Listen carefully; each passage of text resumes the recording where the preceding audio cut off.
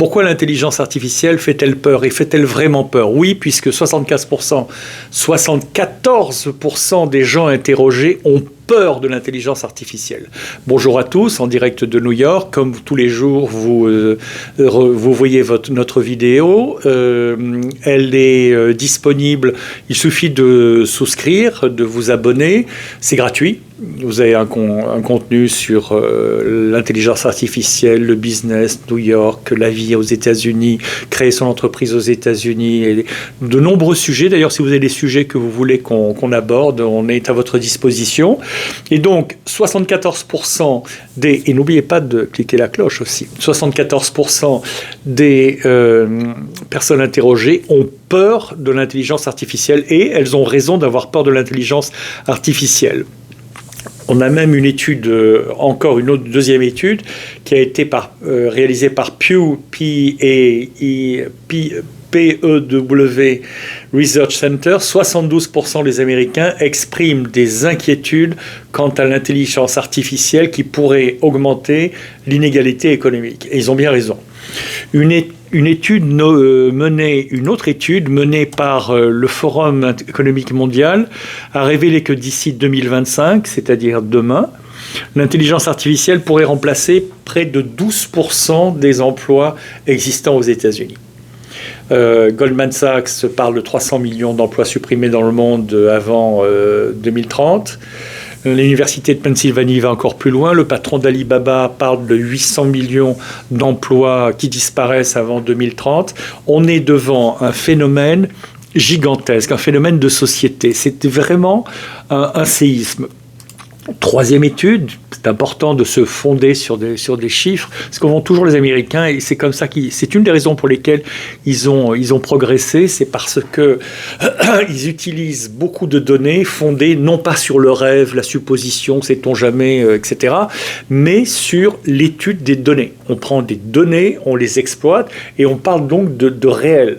Ça n'exclut pas d'avoir des sentiments et de l'émotion, mais on parle de réel, et c'est comme ça qu'on est efficace. Donc, selon une étude menée par Oxford University, l'université anglaise, et Yale University, qui est l'université américaine, donc ils ont fait une étude conjointe, 27% des répondants au sondage craignent que l'intelligence artificielle puisse être utilisée de manière malveillante par des entités gouvernementales.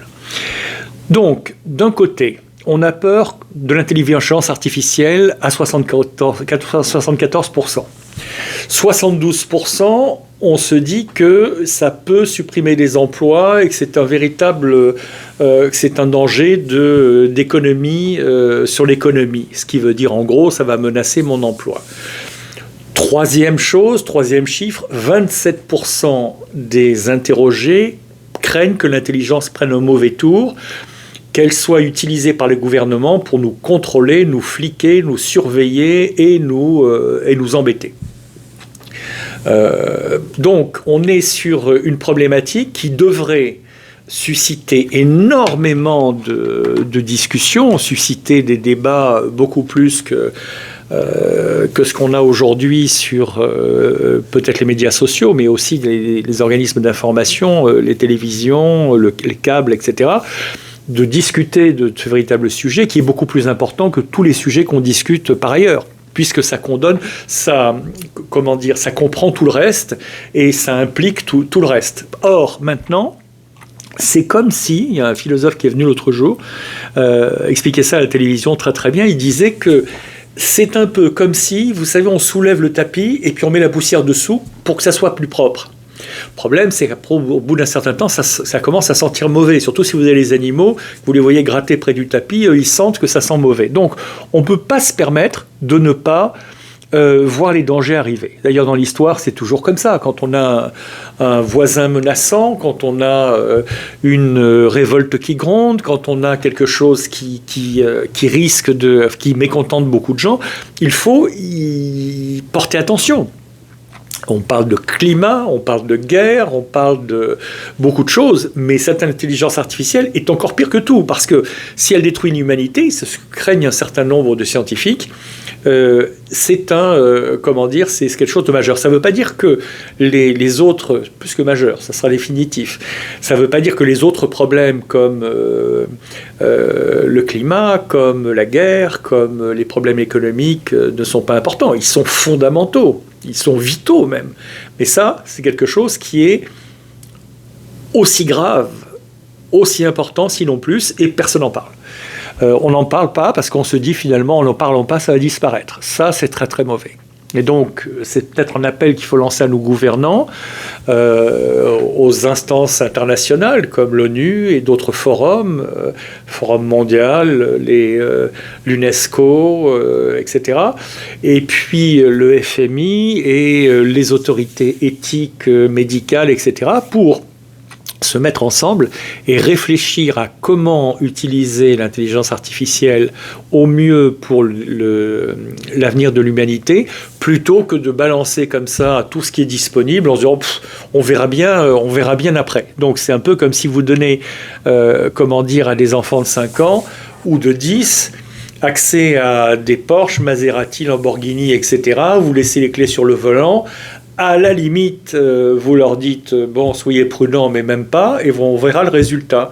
Ou vous donniez les mêmes voitures à des adolescents en leur disant et tu peux boire une bonne bouteille de whisky avant, ça permet de mieux voir la route. Bon, ça veut dire qu'on est sur quelque chose. Ça peut paraître choquant de parler comme ça, mais c'est la réalité. À un moment, on se demande ce qu'il faut pour que notre société se rende compte de l'opportunité, mais du danger. Quand on parle de supprimer 30% des emplois ou plus d'ici quelques années, qui a des réponses à ça ?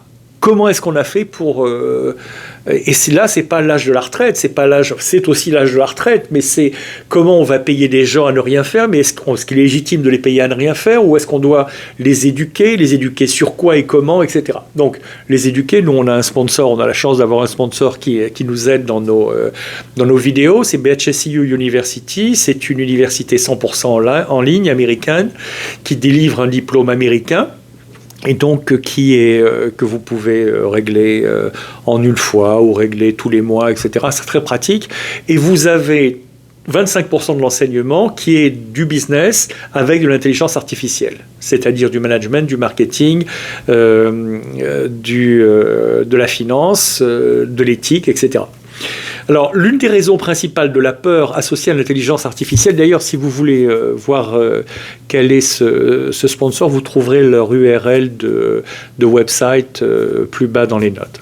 Et si vous avez des sujets que vous voulez aborder avec nous, n'hésitez pas à nous écrire, nous donner votre sensation. Non, c'est pas si grave l'intelligence artificielle. Oh, c'est formidable. Oh, j'ai peur non seulement qu'on prenne mon emploi, mais ma vie. Quel que soit, c'est important d'avoir vos opinions et que ça alimente notre débat et on en fera état dans ces vidéos. Donc l'une des raisons principales de la peur associée à l'intelligence artificielle, c'est que c'est une technologie relativement nouvelle que personne ne comprend vraiment, et je vous engage à aller voir nos autres vidéos. On a fait un certain nombre de vidéos assez explicatives, même très explicatives, sur le fonctionnement de l'intelligence artificielle, les notions clés et comment les adapter, les comprendre pour comprendre comment fonctionne l'intelligence artificielle. Autrement, on tombe dans une paranoïa sur les récits dystopiques, les scénarios apocalyptiques liés à l'intelligence artificielle, et c'est pas ce qui va nous aider à dormir. Donc, il vaut mieux bien se renseigner. Une autre préoccupation courante est la crainte de l'automatisation et des pertes d'emploi. C'est-à-dire que il y a les pertes d'emploi, on en a parlé dans le tertiaire, puisque les ChatGPT et les autres remplacent beaucoup de travaux de conception, de secrétariat, d'application, de PowerPoint, de Word, d'Excel et de beaucoup d'autres choses. Mais c'est aussi dans les usines, puisque beaucoup de tâches étant automatisées, la gestion de la supply chain, du flot des marchandises, des produits, des carburants, etc. Le travail dans les ports, pour comment on manage les grues, les arrivées des ports des bateaux dans les ports, etc. Tout ça est menacé de grands bouleversements par l'intelligence artificielle. Donc c'est bon pour les affaires, c'est bon pour l'humanité, mais c'est pas bon pour l'humanité parce que ça va supprimer des emplois. Donc c'est beaucoup de questions. Voilà, merci, j'espère que vous avez aimé cette vidéo. Merci de votre écoute et à demain pour la prochaine.